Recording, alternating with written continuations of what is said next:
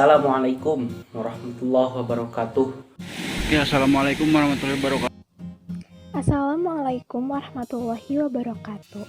Perkenalkan, saya Farhan Wildan Muharam dengan nomor induk mahasiswa 119700630. Pada kesempatan kali ini saya akan memaparkan hasil analisis saya mengenai konservasi tanah yang ada di lingkungan sekitar saya. Yang mana konservasi ini yaitu dengan teknik konservasi vegetatif dengan memanfaatkan mulsa. Nah, sebelum jauh saya akan memaparkan terlebih dahulu pandangan umum mengenai konservasi tanah. Yang mana konservasi tanah adalah penempatan tiap bidang tanah pada cara penggunaan yang sesuai dengan kemampuan tanah dan perlakuannya sesuai dengan syarat-syarat yang diperlukan agar tidak terjadi kerusakan tanah. Pemakaian istilah konservasi tanah sering diikuti dengan istilah konservasi air. Meskipun keduanya berbeda, tetapi saling terkait. Ketika mempelajari masalah konservasi, sering menggunakan kedua sudut pandang ilmu konservasi tanah dan konservasi air. Secara umum, tujuan konservasi tanah adalah meningkatkan produktivitas lahan secara maksimal, memperbaiki lahan yang rusak, dan melakukan upaya pencegahan kerusakan tanah akibat erosi. Yang mana sasaran dari konservasi tanah ini meliputi keseluruhan sumber daya lahan, yang yaitu mencakup kelestarian produktivitas tanah, yaitu meningkatkan kesejahteraan rakyat khususnya petani dalam hal dari hasil produksi lahannya tersebut.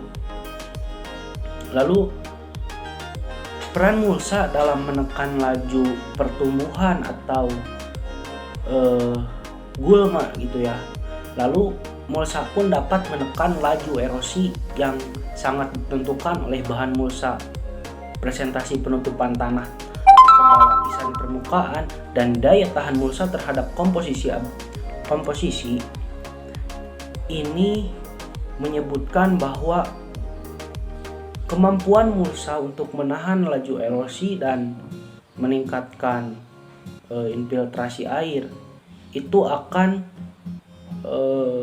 sedikitnya berperan dalam hal konservasi tanah. Dalam konteks umum mengenai mulsa ini yaitu bahan-bahan atau sisa-sisa tanaman, serasa, sampah, plastik atau bahan-bahan yang lain, yang mana ini disebar untuk menutup permukaan tanah agar si tanah itu terhindar dari yang namanya evaporasi.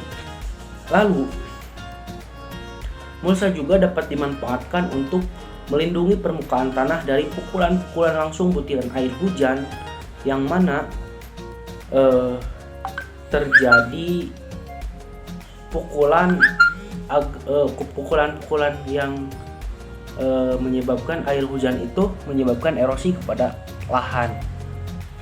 Nah, untuk contoh kasusnya ini saya mendapatkan hasil survei saya di lapangan, yaitu tepatnya di Kampung Langensari, Tarogong Kaler, Kabupaten Garut, yang mana itu pada lahan yang dipakai untuk budidaya daun bawang. Dan perlu kita ketahui bahwa untuk curah hujan di sekitar Kecamatan Tarogong Kaler itu, laju hujannya itu cukup tinggi, sehingga besar kemungkinan ketika tanah tidak ditutup atau tidak diberikan solusi untuk konservasi tanah dengan menggunakan mulsa, itu akan mengakibatkan degradasi lahan, sehingga akan banyak tersusutnya atau kehilangan sifat fisik atau kimia tanah, terkhusus bahan organik tanah, yang mana nantinya akan menghambat pada proses pertumbuhan hasil dan pada budidaya tanaman tersebut. Nah, seperti inilah penampakan mulsa di lapangan, bisa dilihat.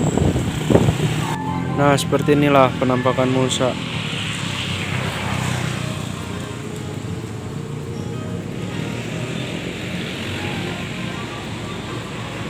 Nama saya Muhammad Rizky Pratama dengan nomor induk mahasiswa 11970600047.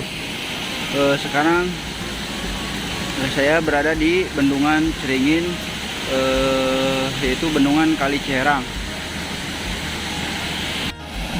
Nah, untuk pintu air Ceringin ini dia memiliki kalau nggak salah 8 pintu. Nah, yang 5 dia menggunakan mesin, yang 3 ia menggunakan manual, yaitu dengan diputar.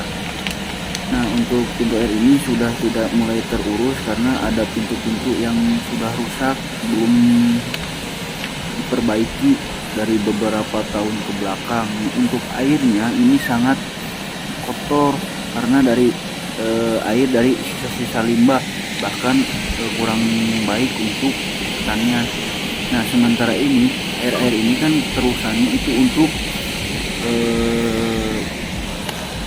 persawahan, itu sangat kurang baik terhadap padi tersebut. Nah, untuk pinggiran-pinggirannya itu, pondasi-pondasi itu sudah mulai runtuh ke bawah, bahkan bisa membuat sekali ini menjadi kecil.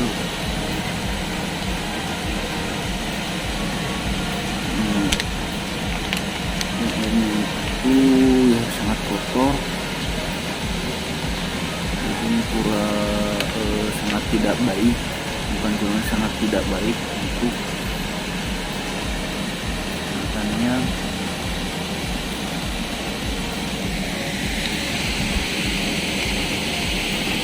Juga banyak sampah-sampah, mungkin dari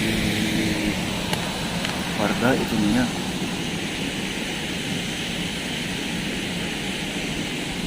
dengan tidak sadarnya warga yang berada di sisi kali ini. Nah, untuk terusan pintu airnya itu sebenarnya sudah mulai mengecil karena tanah-tanahnya itu ke bawah merosot.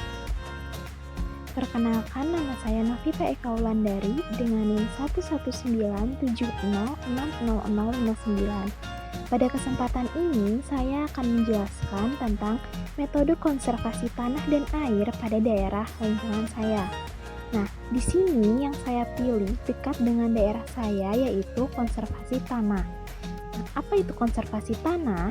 Dilansir dari buku Konservasi Tanah dan Air tahun 2010 karya Arsyad, konservasi tanah adalah penempatan setiap bidang tanah dengan cara penggunaan yang sesuai dengan kemampuan tanah dan tidak memperlakukannya sesuai dengan syarat-syarat yang diperlukan agar tidak terjadi kerusakan tanah. Konservasi tanah biasanya terjadi ketika adanya degradasi pada tanah. Degradasi tanah adalah salah satu masalah yang cukup serius karena berhubungan dengan kerusakan tanah yang dapat menyebabkan penurunan kualitas tanah. Untuk mencegah terjadinya degradasi tanah, maka perlu dilakukan upaya pengelolaan tanah. Nah, salah satunya bisa dengan cara konservasi tanah itu sendiri. Sehingga konservasi tanah juga bisa diartikan sebagai usaha untuk mencegah kerusakan tanah akibat erosi, memperbaiki tanah yang rusak akibatnya, serta untuk memelihara dan meningkatkan produktivitas tanah itu sendiri. Ada beberapa metode yang bisa dilakukan dalam konservasi tanah, yaitu yang pertama ada metode vegetatif, kedua metode mekanik, dan yang terakhir metode kimia. Pada daerah dekat saya yang banyak dilakukan yaitu metode mekanik. Nah, apa itu metode mekanik? Metode mekanik merupakan cara pengelolaan tanah yang menggunakan sarana fisik atau mekanik, seperti tanah atau batuan untuk konservasinya. Nah, metode mekanik ini berfungsi untuk memperlambat aliran permukaan, menampung dan menyalurkan aliran permukaan dengan kekuatan yang tidak merusak, memperbaiki atau bahkan memperbesar infiltrasi air ke dalam tanah dan memperbaiki aerasi tanah dan juga penyediaan air bagi tanaman itu sendiri.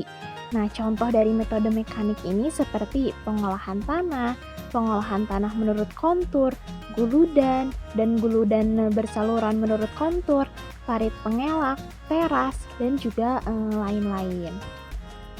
Salah satu metode mekanik yang saya temukan di daerah saya yaitu teras. Nah, teras atau biasa disebut terasering adalah pola bercocok tanam dengan membuat teras-teras atau tingkatan-tingkatan tanah yang tujuannya adalah mencegah erosi. Nah, di sini saya akan memperlihatkan hasil foto maupun video yang telah saya lakukan ke lapangan langsung untuk memperlihatkan bagaimana terasering yang ada di dekat daerah saya. Ini merupakan hasil foto dari terasering yang berada di Cicalengka, daerah Sindulang, Kabupaten Sumedang. Nah, daerah ini termasuk ke dataran tinggi sehingga banyak yang masih menerapkan metode konservasi ini. Nah, ini merupakan beberapa cuplikan video hasil dari pengamatan saya ke daerah tersebut. Nah, terasering juga menjadi konservasi yang desain sawahnya itu sangat efektif untuk wilayah dataran tinggi khususnya, terutama tanah yang bidangnya miring. Nah, tanah yang tersedia akhirnya bisa dimanfaatkan dengan maksimal oleh para petani. Dan tujuan pembuatannya sendiri yaitu untuk mengurangi kemiringan lereng dengan cara menggali tanah dengan posisi melintang. Sekian dari saya, terima kasih. Wassalamualaikum warahmatullahi wabarakatuh. Sekian dari saya, wabillahi taufiq wal hidayah. Wassalamualaikum warahmatullahi wabarakatuh.